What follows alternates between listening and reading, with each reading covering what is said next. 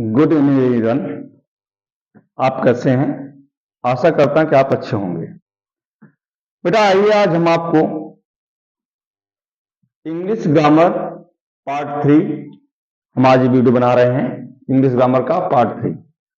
Topic का जो name है, जो विषय है, finite verb and non finite verb. बेटा फाइनाइट वर्ब क्या है और नॉन फाइनाइट वर्ब क्या है, इसके बारे में चलो हम डीपली से समझते हैं। आपको अभी तक ये क्लियर नहीं है कि फाइनाइट वर्ब क्या है और नॉन फाइनाइट वर्ब क्या है। जो कि आप जानते हैं फाइनाइट वर्ब क्या है और नॉन फाइनाइट वर्ब क्या है, पर वो सही रूप से क्लियर नहीं कि नहीं यही चीज हमारी क्या है, फाइनाइट वर्ब है और नॉन फाइनाइट वर्ब। चलो आज हम आपको बता रहे हैं कि फाइनाइट वर्ब और नॉन फाइनाइट वर्ब के बारे में बहुत ही डीपली से क्लियर करते हैं। पहले समझते हैं फाइनाइट वर्ब। फाइनाइट वर्ब वह होता है जो टेंस के अनुसार और नंबर के अनुसार बदले, और नॉन फाइनाइट वर्ब वो होता है जो टेंस और नंबर पर इस पर किसी प्रकार का कोई प्रभाव ना पड़े। फाइनाइट वर्ब समझते हैं और नॉन फाइनाइट एक ही सेंटेंस में समझते हैं। जैसे एक सेंटेंस लिखा, वह आम खाना पसंद करता है। पसंद करता है। अब इस सेंटेंस को बहुत ही गहराई से समझना, हम आपको सेंटेंस द्वारा ले चलते हैं कैसे क्या है क्या नहीं है। वह आम खाना पसंद करता है। अब पहले देखो टेंस कौन सा है, करता है। क्रिया में तातीत लगा, प्रेजेंट इंडेफिनिट टेंस हो गया। करता क्या है, सब्जेक्ट वह ही। अब वर्ब क्या है, पसंद करना, क्योंकि पसंद करना में लगा तो प्रेजेंट इंडेफिनिट टेंस है, तो ही लाइक्स। क्या होगा, ही लाइक्स। सब्जेक्ट सिमिलर है तो इसलिए क्रिया में इसका प्रयोग होगा। ये कॉन्सोनेंट इसलिए इस एस लगा है। He likes to eat mangoes या मैंगो। हमने कहा वह आम खाना पसंद करता है। He likes to eat mango. गौर कीजिए, तो हमने जो अभी आपको बताया कि फाइनाइट वर्ब क्या है और नॉन फाइनाइट वर्ब क्या है, तो फाइनाइट वर्ब इसमें लाइक्स है। फाइनाइट वर्ब क्या है, लाइक्स। और नॉन फाइनाइट वर्ब इसमें क्या है, टू ईट। कैसे जान गए हो? हमने आपको बताया फाइनाइट वर्ब वो होता है जिसमें टेंस का प्रभाव पड़े, नंबर का प्रभाव पड़े। क्लियर? सिंगल नंबर है, प्लूरल नंबर, तो जिसमें टेंस का प्रभाव पड़ता है, नंबर का प्रभाव पड़ता है, जेंडर का भी प्रभाव पड़ता है, तो वो होते हैं वो फाइनाइट वर्ब। वो क्या होते हैं, फाइनाइट वर्ब। देखो यहां ये प्रेजेंट इंडेफिनिट टेंस है, करता एक वचन का, तो क्रिया में ईएस लग गया, एस। तो इसमें टेंस का भी प्रभाव पड़ा और नंबर का भी प्रभाव पड़ा। क्लियर? परंतु जो टू ईट लिखा है इसमें किसी का प्रभाव नहीं पड़ा। आंधी आए, तूफान हो, इसको किसी मतलब नहीं हो, अपने रूप में लगेगा ही। पर फाइनाइट वर्ब का जो है टेंस का प्रभाव पड़ता है, नंबर का प्रभाव पड़ता है। ये नंबर और टेंस के अकॉर्डिंग ये क्या चेंज हुआ करते हैं। तो फाइनाइट और सारे टेंस आपने पढ़ा, present indefinite, present continuous, present perfect, सारी चीजें आपने पढ़ा। पूरे 12 टेंस आपने क्लियर करा, उसमें सब फाइनाइट वर्ब लगता है जो टेंस के अकॉर्डिंग चेंज होते हैं। राम गोज टू स्कूल, इसमें गोज क्या है, बोलो, गोज क्या है, finite verb. Clear? I am going to school, तो एम क्या है, फाइनाइट वर्ब। आई के अकॉर्डिंग लग रहा है। क्लियर हो गया? परंतु नॉन फाइनाइट वर्ब वो होता है जिसमें किसी का प्रभाव न पड़े। इसको सिर्फ ऐसे बना सकते हैं, और ही लाइक्स ईटिंग मैंगो। ही लाइक्स ईटिंग मैंगो। पूछो ऐसा क्यों? ये आपका इंफिनिटिव है, और ईटिंग अगर क्रिया की फर्स्ट फॉर्म में आईएनजी लगा दिया जाए तो ये आपका हो जाएगा जेरंड। और क्रिया से पहले टू का प्रयोग कर दिया जाए तो ये हो जाएगा आपका इन्फिनिटिव। तो दोनों आपस में बराबर, दोनों का अर्थ ये निकलेगा, वह आम खाना पसंद करता है, he likes to eat mango, और चाहे तो he likes eating mango. Clear? ये जीरेंड के रूप में है, ये इन्फिनिटिव के रूप में है। आप पूछोगे जीरेंड इन्फिनिटिव क्या होता है? तो बेटा जीरेंड इन्फिनिटिव होता है नॉन फाइनाइट वर्ब।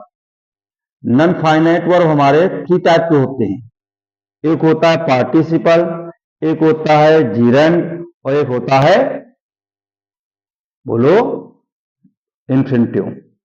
तो पार्टिसिपल, जीरेंड और इन्फिनिटिव ये हमारे नॉन फाइनाइट वर्ब होते हैं। फाइनाइट वर्ब समझ गए हो आप? क्लियर हो गई बात?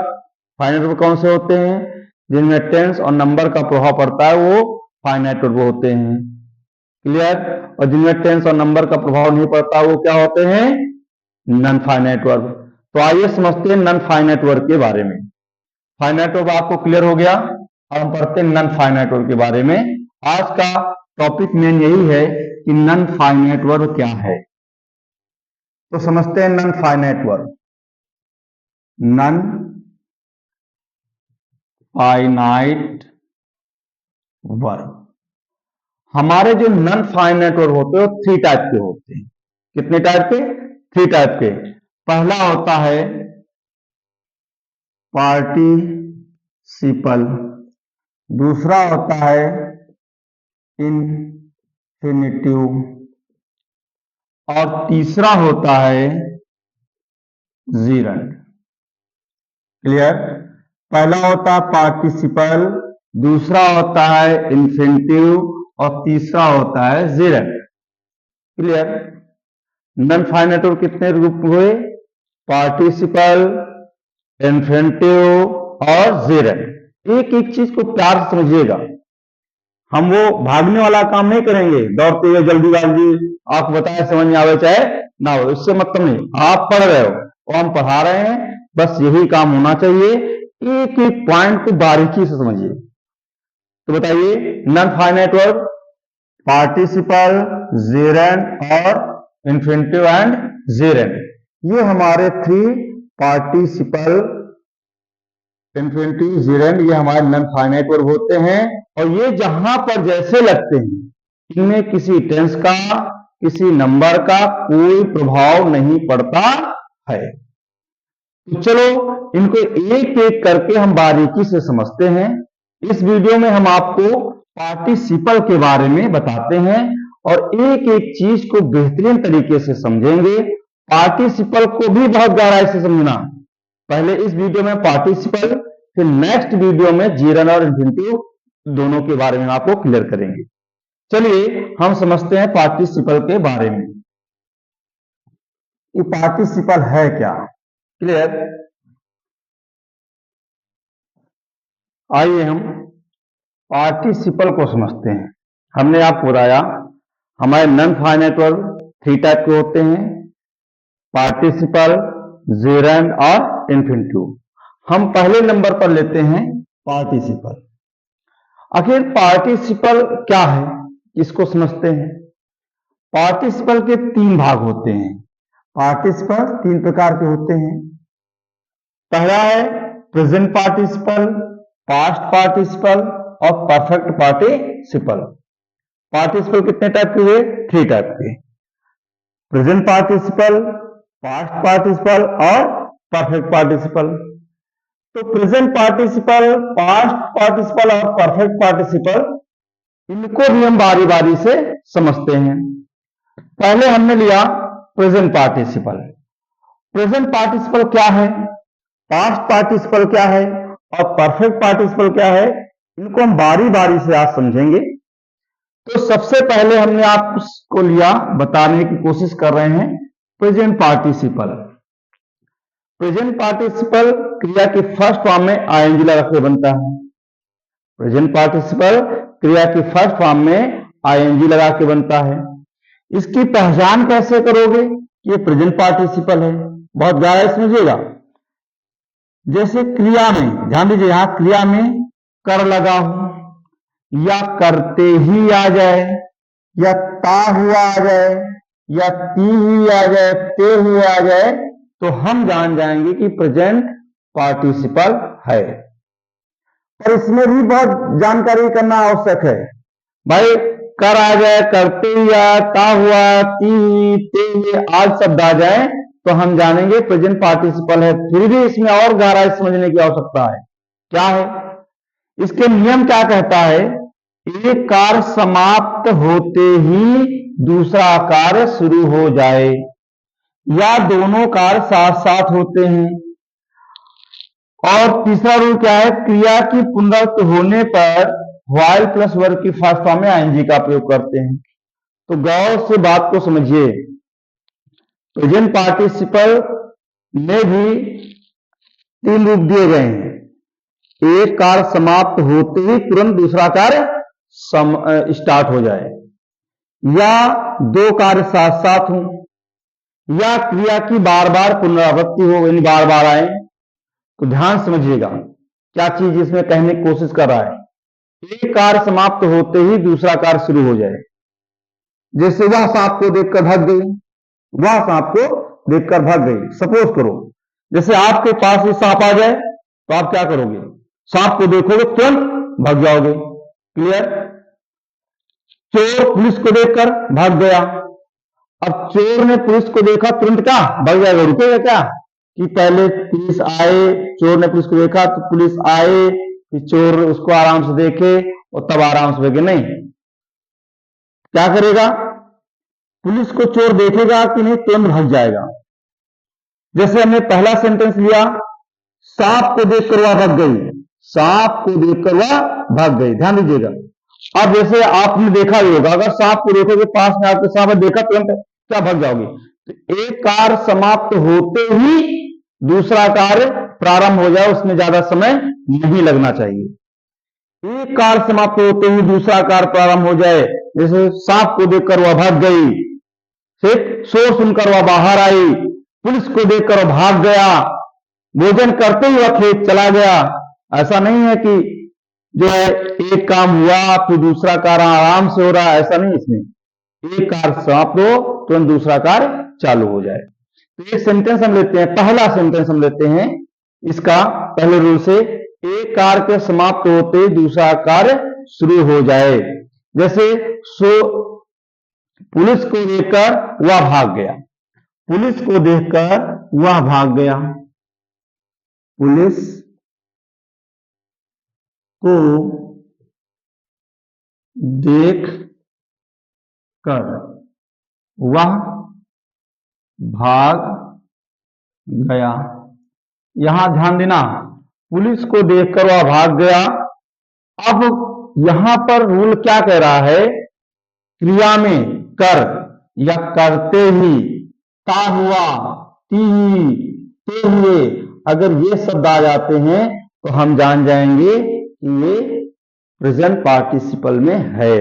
तो देखो, पुलिस को देखकर क्रिया देखना है, इसमें कर लग गया तो हम जान गए प्रेजेंट पार्टिसिपल का सेंटेंस है। क्लियर होगी बात?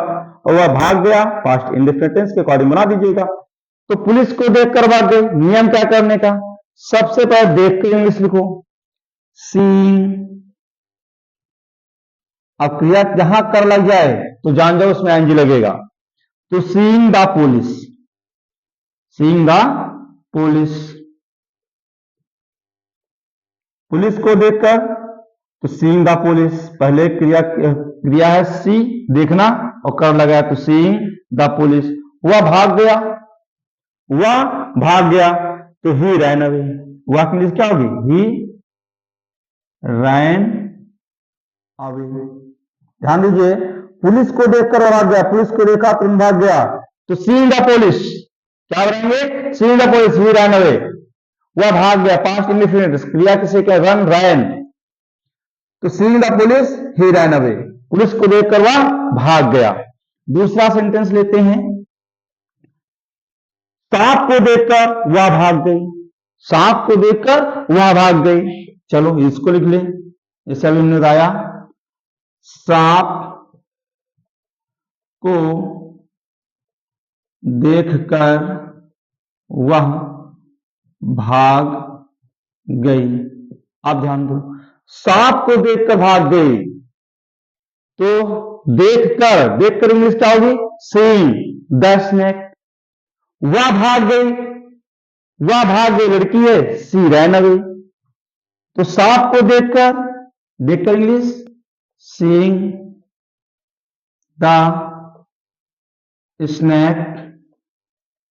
वह भाग गई, she ran away. Clear? She ran away.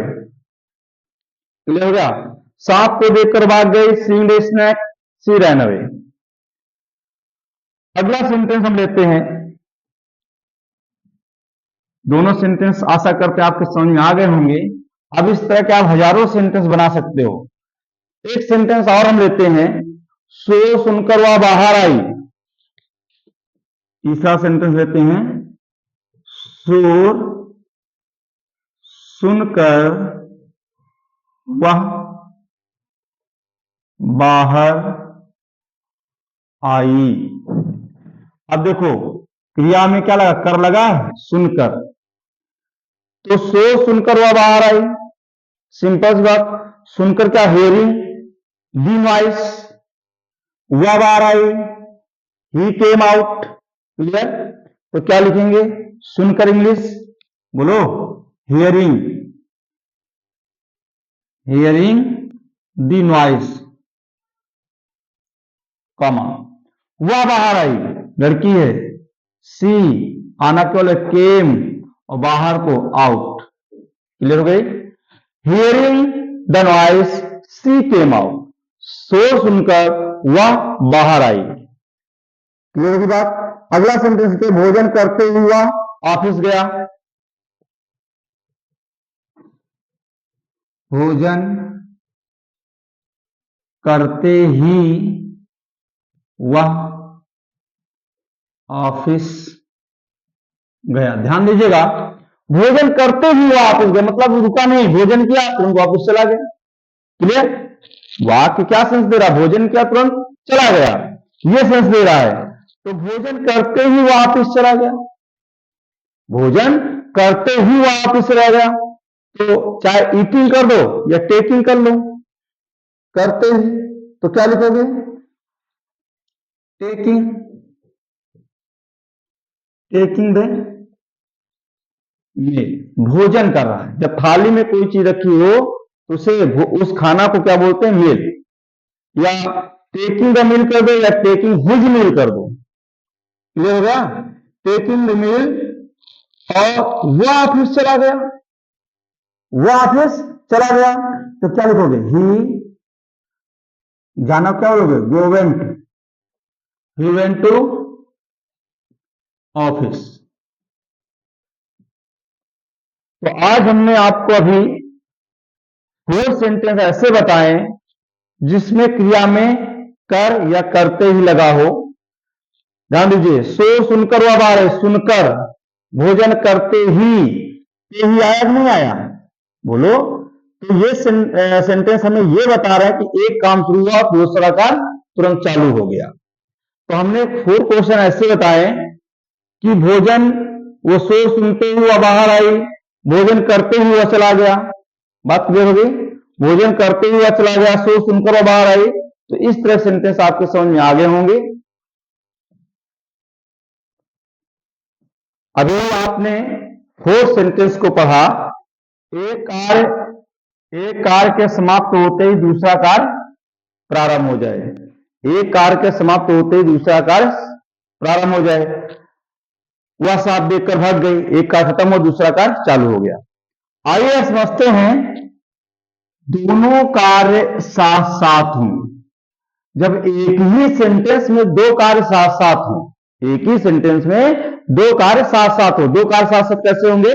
जैसे मैंने उसे पढ़ते हुए देखा, मैंने उसे पढ़ते हुए देखा, मैंने उसे खेलते हुए देखा। मतलब देखने का काम और खेलने का काम साथ साथ चल रहा।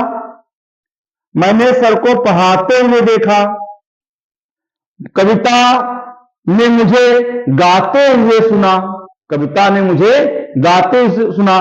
मैंने तुम्हें वीडियो बनाते हुए देखा। तो इस तरह के सेंटेंस जो है बनाए जाते, इसमें ता हुआ, ती हुई, ते हुए, ऐसे शब्द आते हैं। जैसे मैंने तुम्हें गाते हुए सुना, मैंने तुम्हें गाते हुए सुना, मतलब गाने की क्रिया चल रही है और सुनने का काम हो रहा है, दो काम साथ साथ हो रहे हैं। जब दो काम साथ साथ होते हैं तो इनका अनुवाद कैसे करते हैं? प्रेजेंट पार्टिसिपल में करते हैं, क्रिया फर्स्ट में आईएनजी लगा के करते हैं। चलो ठीक, देखते हैं। एक सेंटेंस लेते हैं, मैंने उसे पढ़ते हुए देखा, मैंने उसे पढ़ते हुए देखा। पास्ट इंडिफिनिट है, ध्यान देना। अब इस सेंटेंस में भी देखोगे दो क्रियाएं हैं, एक टेंस के अकॉर्डिंग काम क्रिया चेंज होगी और एक का कोई प्रभाव ही नहीं पड़ेगा। जैसे मैंने उसे पढ़ते हुए देखा, मैंने आई, देखना को शीशा, ठीक, उसे हिम, और पढ़ते हुए तो पढ़ना का रीड, आई रीडिंग। तो आप देख रहे हो, मैंने उसे पढ़ते हुए देखा, पास्ट इन द सेंटेंस, तो आई सा, पास्ट इन वर्क की सेकंड फॉर्म लगी है, तो ये कर्ता के अनुसार, टेंस के अनुसार क्रिया चेंज हुई, तो ये कैसी क्रिया है? Finite verb. ये कैसा वर्ब है? Finite verb. और रीडिंग ये कैसा है? Non finite. नॉन फाइनाइट मतलब पार्टिसिपल। पार्टिसिपल कौन सा भाग? Present participle. क्लियर हो गई बात? पार्टिसिपल कौन सा भाग? Present participle. पार्टिसिपल तीन प्रकार के होते हैं, present participle, past participle, perfect participle. तो मैंने उसे पढ़ते हुए देखा, इसमें दो काम साथ साथ हो रहे हैं, एक पढ़ने का और देखने का। तो मैंने उसे पढ़ते हुए देखा, पास्ट इंडेफिनिट टेंस, आई सा, तो आई सा टेंस के अनुसार सी सा हुआ नहीं हुआ? सा, हिम। और रीडिंग देखो इस पर कोई प्रभाव नहीं पड़ा, तो ये हो गया आपका पार्टिसिपल वर्ब। कैसा वर्ब हुआ? पार्टिसिपल। कैसा पार्टिसिपल? प्रेजेंट पार्टिसिपल हुआ। प्रेजेंट पार्टिसिपल जो है क्रिया के फर्स्ट फॉर्म में आईएनजी लगा के बनता है, और पास्ट पार्टिसिपल जो है वर्ब की थर्ड फॉर्म लगा के बनता है, और perfect participle having plus verb की फर्स्ट फॉर्म में आईएनजी लगा के बनता है। तो ध्यान देते हैं, मैंने उसे पढ़ते हुए देखा, आई सा हिम रीडिंग। अगला सेंटेंस देते हैं, मैंने उसे रोते हुए देखा, मैंने उसे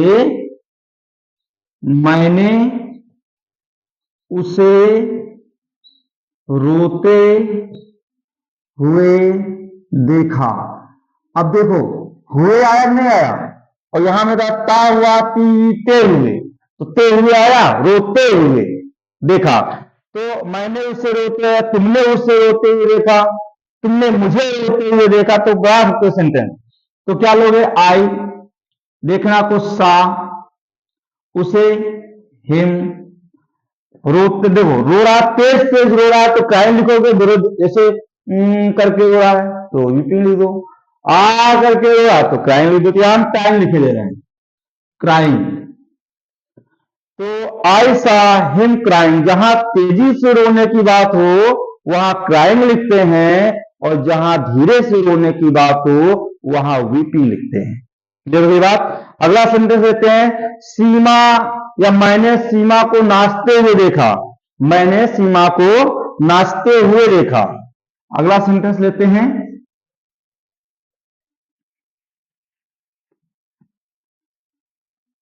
मैंने सीमा को नाचते हुए देखा। सेंटेंस लेते हैं तीसरा, मैंने सीमा को नाचते हुए देखा, मैंने सीमा को नाचते हुए देखा, आई, देखना को सा, देखो सा टेंस के अकॉर्डिंग बदला, तो ये कैसा है? Non finite verb. और नाचते हुए जब डांसिंग लिखेंगे तो क्या हो जाएगा? Non finite verb. तो आई सा सीमा, ऐसा सीमा डांसिंग, ऐसा सीमा डांसिंग। तो ये फाइनाइट वर्ब, ये non finite verb, finite tense के अनुसार बदलता है और नॉन फाइनाइट में कोई प्रभाव नहीं पड़ रहा है। बात क्लियर? अगला सेंटेंस लेते हैं, कविता ने मुझे गाते हुए सुना, कविता ने मुझे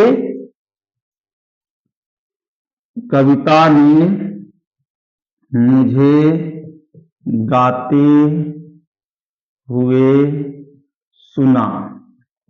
तो कविता ने मुझे गाते हुए सुना, कविता, कविता। और सुनना को क्या बोलेंगे? हियर। सुनना क्या बोलेंगे? हियर। हियर का सेकंड हियर, क्या लिखेंगे? हियर। हियर। मुझे को मी, और गाते हुए सिंग में जोड़ दो आएंगी, सिंगिंग। तो देखो हियर टेंस कौन सा अगला? फाइनाइट वर्ब, और सिंगिंग इसमें कोई प्रभाव नहीं पड़ रहा है।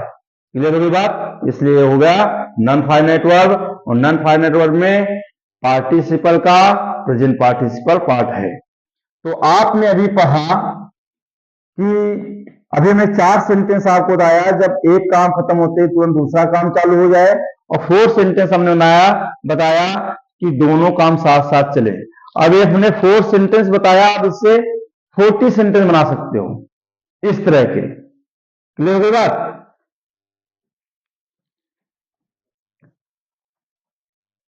क्रिया की पुनरावृत्ति होने पर व्हाइल प्लस वर्ब की फर्स्ट फॉर्म में आईएनजी लगा के प्रयोग करते हैं। जब क्रिया की पुनरावृत्ति हो, किसकी? क्रिया की।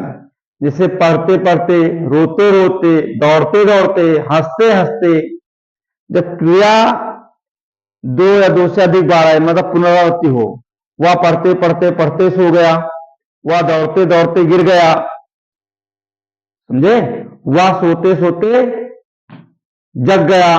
तो अगर ऐसे सेंटेंस हो, क्रिया की पुनरावृत्ति हो, तो उसका अनुवाद हम जब अनुवाद करते हैं तो व्हाइल लगाते हैं। व्हाइल का मतलब होता है पुनरावृत्ति करना, बार बार आना, और वर्ब की फर्स्ट फॉर्म में आईएनजी लगाते हैं। हम पढ़ रहे हैं प्रेजेंट पार्टिसिपल, और जितने भी सेंटेंस पढ़ेंगे सब में क्रिया की फर्स्ट फॉर्म में आईएनजी लगेगा। जैसे एक सेंटेंस हम लेते हैं, पढ़ते पढ़ते वह सो गया। पढ़ते पढ़ते, पढ़ते पढ़ते वह सो गया। अब सो गया पास्ट इंडेफिनिट टेंस है, चलो समझते हैं। पढ़ते पढ़ते, क्रिया की पुनरावृत्ति, पढ़ते पढ़ते, तो क्या लिखेंगे? व्हाइल रीडिंग, व्हाइल रीडिंग वह सो गया, he slept. While reading is slept, वह पढ़ते पढ़ते सो गया। एक ऐसा ही सेंटेंस बहुत चलन में है, चमन्नी चलते चलते घिस गई। चवन्नी, चवन्नी चलते चलते घिस गई। गौर से बात समझना। अब यहां चलने का मतलब वॉकिंग नहीं होगा। चमन्नी चलते चलते घिस गई, ऐसे कोई चीज नोट ले लो, और नोट लिया, नई नोट है, और कई हाथों में गई, तो उसमें क्या गंदी हो जाती, पुरानी हो जाती है। तो वही चमन्नी कई हाथों में जाएगी, तो चलते चलते क्या उसका मतलब चलते चलते, एक हाथ से दूसरे हाथ, दूसरे हाथ से तीसरे हाथ पे, तीसरे चौथे पांचवे छठे ऐसे गई, तो ये स्क्रैचिंग हो जाती है। क्या हो जाती है? स्क्रैचिंग, उसमें खुरदुरापन आ जाता है। तो यहां चलते चलते का मतलब होता है स्क्रैच्ड, ये स्क्रैचिंग। घिसना को स्क्रैच्ड, स्क्रैच, स्क्रैच पास्ट में जाएगा, स्क्रैच मूल रूप हुआ। तो चमन्नी चलते चलते घिस गई, चमन्नी चलते चलते घिस गई, तो क्या लिखोगे चलते चलते को? व्हाइल स्क्रैचिंग, व्हाइल स्क्रैचिंग, क्या? While scratching, while scratching. फिर व्हाइल स्क्रैचिंग और घिस गई, कौन घिस गई? चमन्नी। चमन्नी मतलब पेनी कह सकते हो, पेनी मीन्स पैसा। तो the penny, the penny scratched, scratched. तो while scratching the pen is scratched, चमन्नी चलते चलते घिस गई। While scratching the pen is scratched. Penny, penny मतलब चमन्नी, चमन्नी या पैसा। क्लियर होगी बात। एक सेंटेंस और बहुत चलन में है, लोटा लुढ़कते लुढ़कते लुढ़क गया। लोटा लुढ़कते लुढ़कते लुढ़क गया, इसको समझ गए हो। पढ़ते पढ़ते वश हो गया, पुनरावृत्ति हुई। व्हाइल रीडिंग ही स्लेप्ट, चमन्नी चलते चलते घिस गई। यहाँ चलते चलते का मतलब होता है घिसना। क्लियर हो गई भाई, कई हाथ में जाएगी तो स्क्रैच लगेगा ना, घिसना को स्क्रैच। ठीक है, अगला सेंटेंस हम लेते हैं। आशा करते हैं कि सारे सेंटेंस समझ में आ रहे होंगे और एक एक सेंटेंस को हम बहुत ही बारीकी से और आराम से बता रहे हैं कि इस टेंस में कैसे क्या है, हर एक चीज की हम आपको नॉलेज देते हुए काम कर रहे हैं। अगला सेंटेंस लेते हैं, लोटा लौटते लौटते लुढ़क गया। लोटा लुढ़कते लुढ़कते लुढ़क लुढ़क गया। और यहां लुढ़कना को रोल, लुढ़कना क्या है, रोल कहते रोल बना दो। तो लोटा को पॉट भी कह सकते हो और चाहे कह दो ए राउंड मेटल पॉट। क्या कहते हो, लोटा को ए राउंड मेटल पॉट कहो या केवल पॉट कह दो। क्लियर हो गई बात। तो यहां लुढ़कना को क्या बोलेंगे, रोल। आई लगा रोलिंग, तो क्या लिखोगे, व्हाइल, व्हाइल रोलिंग। अब लोटा लिख दो, ए राउंड मेटल पॉट, और चाहे आप पॉट कर सकते हो।